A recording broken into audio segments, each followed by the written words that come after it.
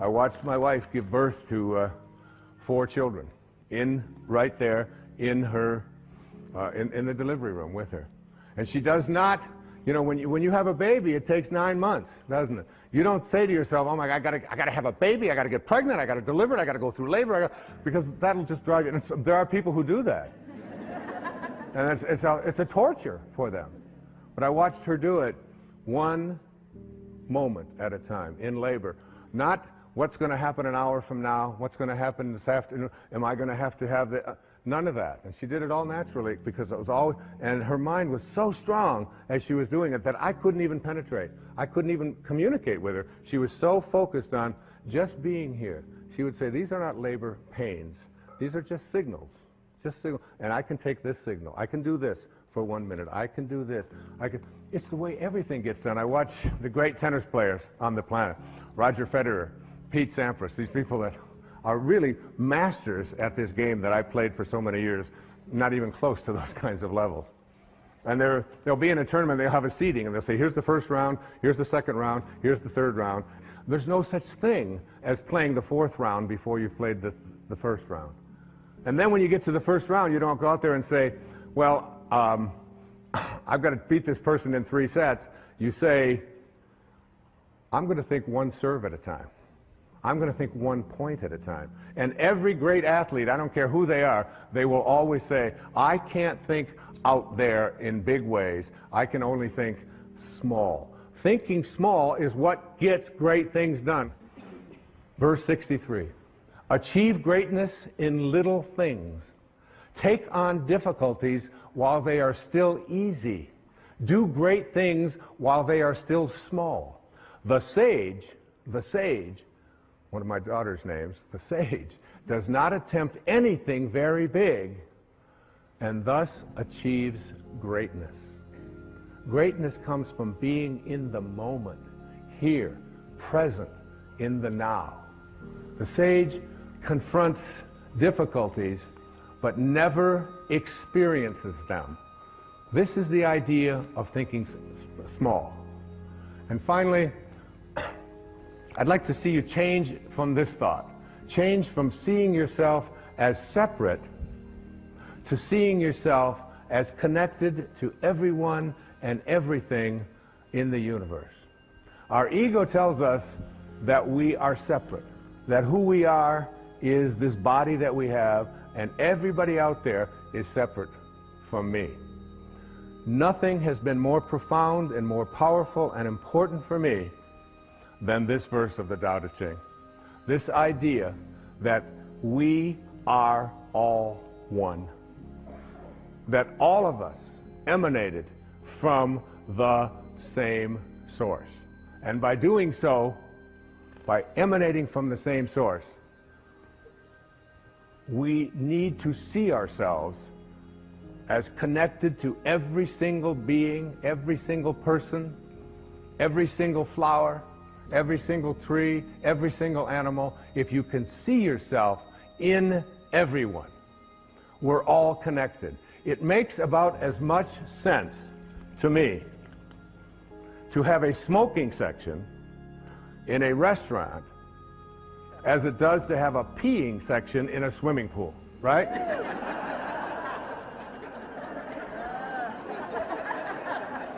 Oh, no, kids, no, don't pee over here. We pee over here.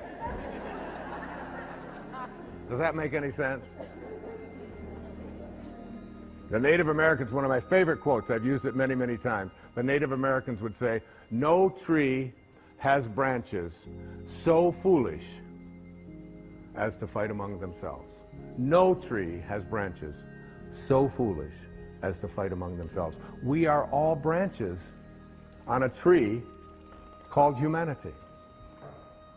When you read the Tao, when you read this idea about changing these thoughts and changing your life, you're going to see endless verses that speak to the absurdity of the idea of you having an enemy. The idea that you and anyone else on this planet is an enemy. In the Tao it says, I and enemy cannot exist in the same sentence. And he said, even those who go to war, the ones who will triumph in war are those who go to war without an enemy. And they will treat every victory in war not as something to celebrate, but as a funeral, as an indication that we haven't reached the highest place within ourselves to see that even those people that we judge to be our enemy are really connected to us. And it says in the Tao that a bad man is a good man's job, and a good man is a bad man's teacher. A good man is a bad man's teacher. So finding that and seeing that, listen to verse 10. Carrying body and soul and embracing the one, can you avoid separation? One who heeds this power brings the Tao to this very earth. This is the primal virtue. This was so helpful to me as I thought about it. Remember, I spent 4.5 days on each one of these verses. And in each one of those 4.5 days, I wasn't writing. I wrote the last 4 or 5 hours of those 4.5 days. For 4.5 days, I took that verse and I went out into the world and I looked at everyone that I encountered, everyone that I saw, and I tried to see myself in them. The person that was, dressed differently than I would dress, the person who was not as attractive, the person who was very old, the person who was very young, the person who used language particularly that was possibly offensive. When I would look out there and I would practice not judging, because the only difference between a flower and a weed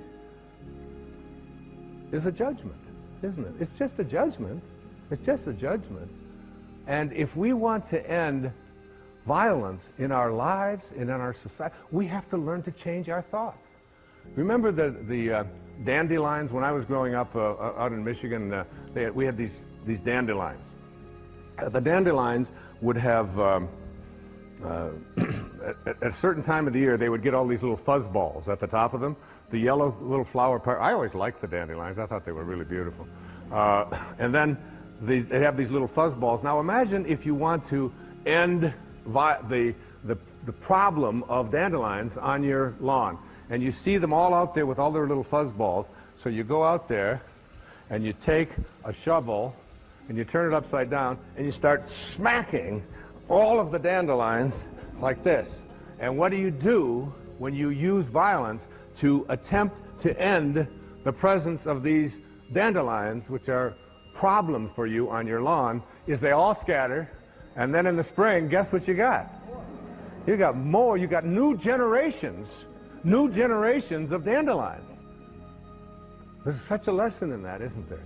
There's a great lesson that when we use violence as a means to resolve our disputes, whether it's individually with each other, or whether it's in countries, or whether it's in communities, whenever it is that we resort to that kind of not seeing myself in others, and out of this kind of a consciousness will emerge those people who will ultimately begin to get this. Because if we don't get it,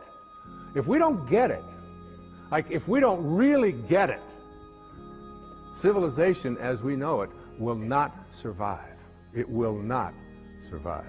We have to learn that the people that we call enemies, no matter how horrendous they may behave toward us, there is still something of us in all of them.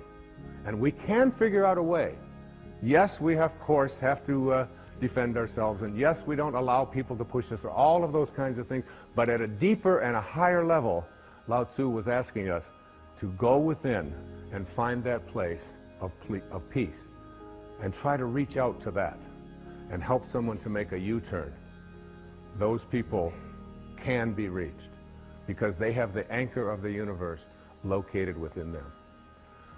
In verse 25 of the Tao it says, thus to know humanity, understand earth. To know earth, understand heaven, which is where earth came from.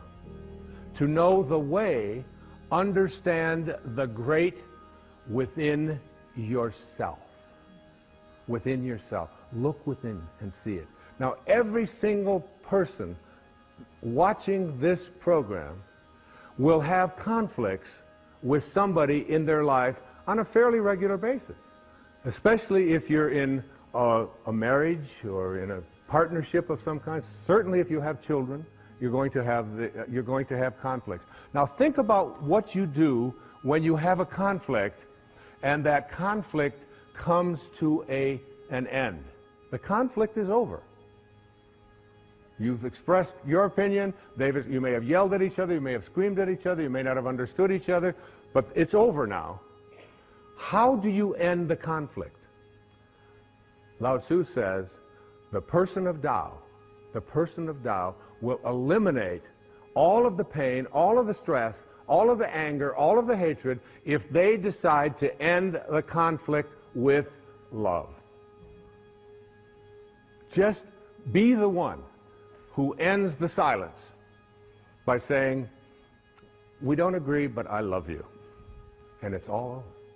You have moved a person from staying in the world of the 10,000 things into the world of God, into the world of Source, because the Source has no violence in it. It creates endless numbers of flowers and beings and creations without using any force at all. There's no force there. Here's one of my teachers who lived in Bombay, which is now Mumbai in India.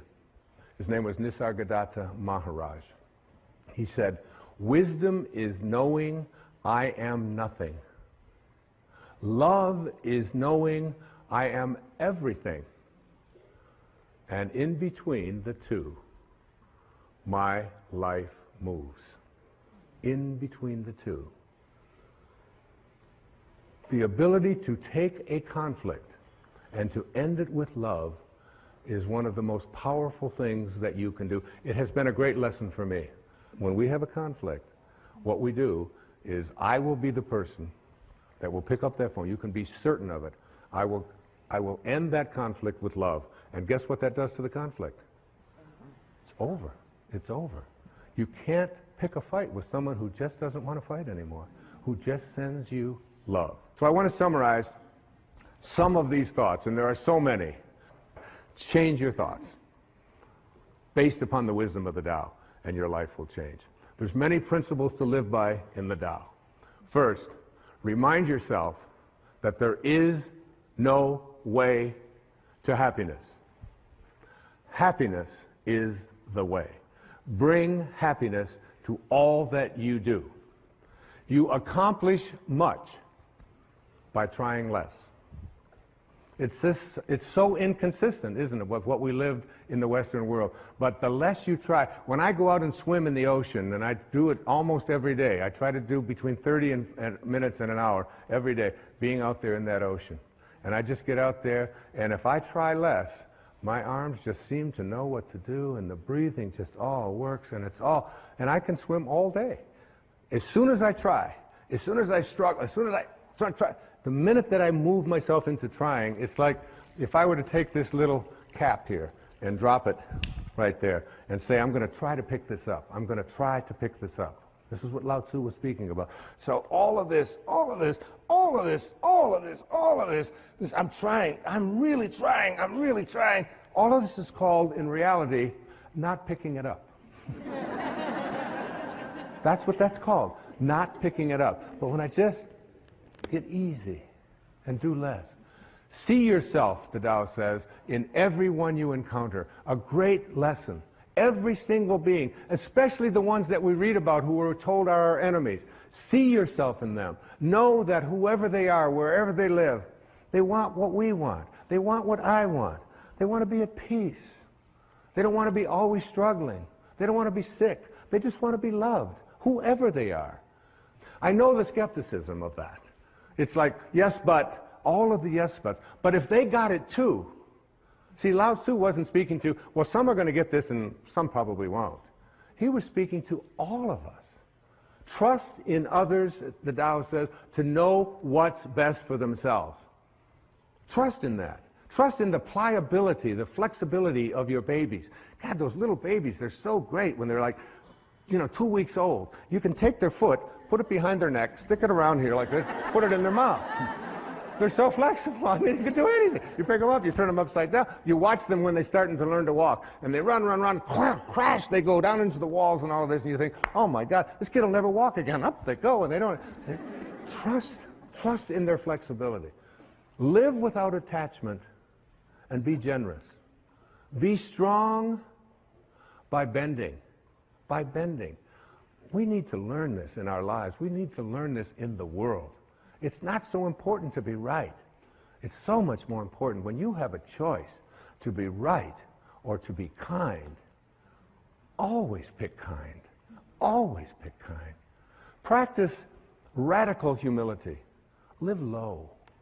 Live low like the ocean. Stay low. And all the streams will come to it. That's why it's so powerful, because it doesn't lord anything over anyone. And rather than looking for miracles, see everything as miraculous. Everything in your life. There was a man who had a Tao experience, what I call a quantum moment. His name was John Newton. He lived back in the beginning of the 18th century. And he was crossing the ocean. He was a slave trader.